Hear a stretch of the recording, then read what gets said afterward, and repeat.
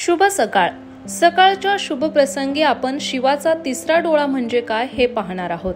तर याबद्दल सद्गुरू महाराज यांनी एक कथा सांगितली आहे, ती पाहूयात. शिवाने तिसरा डोळा कसा उघडला याची एक कथा आहे. भारतात प्रेम आणि काम वासनेचा देव आहे कामदेव. काम वासना अशी गोष्ट आहे जिचा बहुतेक लोकांना उघडपणे सामना करायला आवडत नाही. तुम्हाला त्याभोवती सुंदर वलय हवे असते म्हणून तुम्ही त्याला प्रेम म्हणता. कथेत असे आहे की कामदेव झाडामागे लपून शिवाच्या हृदयावर बाण मारतो. शिव थोडा विचलित होतो म्हणून तो त्याचा तिसरा डोळा उघडतो ज्यामध्ये अग्नी जळत असतो आणि तो कामदेवाला जाळून भस्म करतो. शिव आणि कामदेव यांच्या गोष्टीला योगाचा एक आयाम आहे.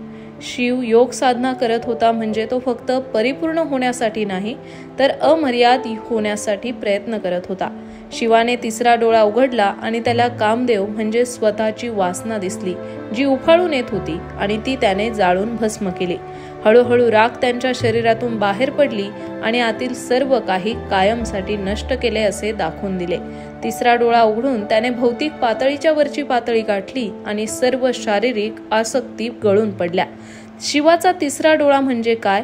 तर तिसरा डोळा म्हणजे असा की जो भौतिकतेच्या पलीकडले पाहू शकतो. जर तुम्ही तुमच्या हाताकडे पाहिले तर तुम्ही पाहू शकता, कारण तो प्रकाश अडवतो आणि परावर्तित करतो. तुम्ही हवा पाहू शकत नाही कारण ती प्रकाश अडवत नाही, पण हवेत थोडा धूर असेल तर तुम्ही तो पाहू शकाल, कारण तुम्ही तेच पाहू शकता जे प्रकाशाला अडवते. ज्यातून प्रकाश आरपार जातो अशा गोष्टी तुम्ही पाहू शकत नाही. या दोन डोळ्यांचा हाच स्वभाव आहे. हे दोन डोळे जे भौतिक आहेत तेच पाहू शकतात. जेव्हा तुम्हाला असे काही पाहायचे असेल जे भौतिक स्वरूपाचे नाही तर आतमध्ये पाहणे हाच एकमेव पर्याय आहे.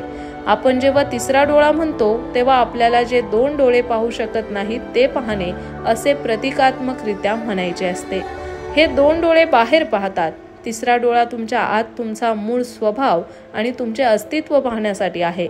हे काही जादा अवयव नाही किंवा कपाळावरची खून नाही. आकलन शक्तीचा असा आयाम ज्यामुळे भौतिकतेच्या पलीकडचे जाणता येते, तो म्हणजे तिसरा डोळा.